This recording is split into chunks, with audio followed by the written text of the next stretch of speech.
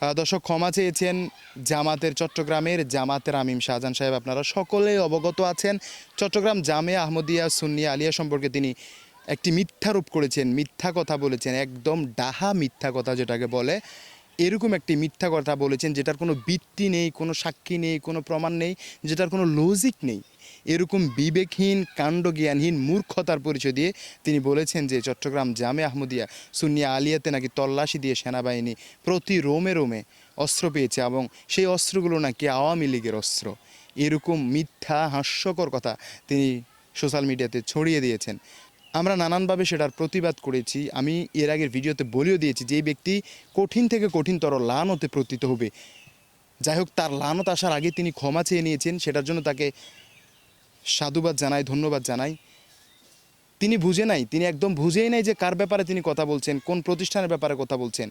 তাহের শাহ তৈয়ব শাহ রহমতুল্লাহি আলাইহির হাতে গড়া প্রতিষ্ঠান জামে আহমদিয়া সুন্নিয়া আলিয়া এশিয়া মহাদেশের মধ্যে অন্যতম একটি প্রতিষ্ঠান। সেই প্রতিষ্ঠান সম্পর্কে মিথ্যারোপ করেছে, তাও কী ধরনের মিথ্যা, কত বড় একটা অপবাদ তিনি চড়িয়ে দিয়েছেন। একদিনের মাথায় তিনি ক্ষমাও চেয়ে নিয়েছেন, সেজন্য তাকে আমি সাধুবাদ জানাই, তাকে ধন্যবাদ জানাই। তবে তিনি যে এই ঘটনাটা রটিয়েছেন, এটা নিয়ে যদি আমরা একবার কথা বলি, তিনি তো কোনো শিশু বাচ্চা না, কিংবা কোনো মস্তিষ্ক বিকৃত কোনো ব্যক্তি না, কাণ্ডজ্ঞানহীন কোনো ব্যক্তি না, কিংবা ছোট কোনো ব্যক্তি না। তার জ্ঞান আছে, এলেম আছে, শিক্ষা দীক্ষা আছে, ধাঁড়ি আছে, বিবেক আছে। তিনি চট্টগ্রাম জামিয়া সম্পর্কে খুব ভালো করে জানেন। তারপরও তিনি এই কথা কেন বলেছেন, এটা যদি আমরা একটু রহস্য খুঁজে বের করি, তাহলে অবশ্যই তিনি ইচ্ছে করেই জামিয়া আহমদিয়া সুন্নিয়া আলিয়াকে ছোট করার জন্যই তিনি কথাটা বলেছেন, এবং হয়তো নানান প্রেশারে পড়ে কোনোভাবে পেরে উঠতে না পেরে তিনি বাধ্যই এখন ক্ষমাটা চেয়েছেন। যেভাবে সোশ্যাল মিডিয়াতে মিথ্যাটা ছড়িয়েছেন, সেভাবে ক্ষমাটাও সোশ্যাল মিডিয়াতে চেয়েছেন, সেটার জন্য ধন্যবাদ জানাই। কিন্তু যে মিথ্যা রটিয়েছেন, এটার জন্য কঠিন থেকে কঠিনতর লানত আপনার উপরে পতিত হওয়ারই ছিল। যাই হোক, আপনি ক্ষমা চেয়েছেন, আপনাকে সাধুবাদ জানাই, মোবারকবাদ জানাই। তিনি ক্ষমাও চেয়েছেন এবং বলেছেন যে রইসুদ্দিন হত্যার মামলার যে আসামিগুলো তারাও যেন গ্রেপ্তার হয় এবং তাদেরকে যেন দৃষ্টান্তমূলক শাস্তিও দেওয়া হয়। সুন্নিয়ত সম্পর্কে প্রশংসা করেছেন। হয়তো তার সুবুদ্ধি উদয় হয়েছে, হয়তো তার ভিতর আল্লাহ সেই রহমতটা ঢেলে দিয়েছেন, যার জন্য তিনি আবারও লাইভে এসে ক্ষমাটা চেয়ে নিয়েছেন। তো সর্বোপরি বলবো যে কাউকে কিছু বলার আগে, কোনো ব্যক্তি, কোনো প্রতিষ্ঠান এই সম্পর্কে কিছু বলার আগে 100 বার ভেবে নেবেন। বিশেষ করে জামিয়া আহমদিয়া সুন্নিয়া আলিয়া সম্পর্কে কথা বলার জন্য তো 100 বার না 1000 বার ভাবা উচিত যে কী সম্পর্কে কথা বলছি। আগুনে কেন হাত দিচ্ছে, হাত দেওয়ার আগে তো চিন্তা করা উচিত যে এটা আগুন, হাত দেওয়া যাবে না, হাত দেওয়ার পরে চিন্তা করলে হবে।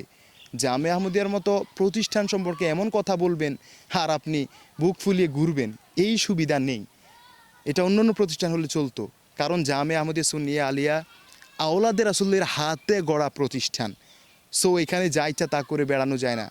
আজকে এত বছর যোগের পর যোগে এই প্রতিষ্ঠান সুসম্মানে দাঁড়িয়ে আছে, একজন ব্যক্তি আঙ্গুল তুলতে পারেনি। সেখানে আপনি কোথাকার কি, নাকি আপনি কোন ক্ষেতের মূলা হয়ে গেছেন যে আপনি জামিয়াত সম্পর্কে আঙ্গুল তুলবেন আর আপনার আঙ্গুল সোজা থাকবে। ভুল বুঝতে পেরেছেন, অনেক অনেক সাধুবাদ। না হলে কি হতো, কতটা লানতে, কতটা ভয়ঙ্কর পরিস্থিতির মধ্যে পড়তেন, সেটা উপরওয়ালাই ভালো জানে। সুন্নি জনতাকে বলবো, যাই হয়েছে হয়েছে, ক্ষমার দৃষ্টিতে বিষয়টা দেখেন, যেহেতু তিনি ক্ষমাও চেয়ে নিয়েছেন। আর দেশবাসী কিংবা বহির্বিশ্বের মানুষ যারা আছেন, আপনারাও জেনে রাখেন, জামেয়া আলেম গড়ার কারিগর, জামেয়া নবী প্রেমের বাগান। সো এখানে যে যাই বলুক, যে যেরকম দোষারোপ করুক, কোনোটাই কোনো গ্রহণযোগ্য হবে না। কারণ জামেয়ার ইতিহাস ঐতিহ্য বছরের পর বছর সারা পৃথিবীর মানুষ জানে। সুন্নি জনতাকে অনেক অনেক ধন্যবাদ জানাই। বিশেষ করে রইসুদ্দিনের অলরেডি মামলা নেওয়া হয়েছে, আশা করি খুব শীঘ্রই তার হত্যা মামলার আসামি ধরা পড়বে এবং দৃষ্টান্তমূলক শাস্তি পাবে।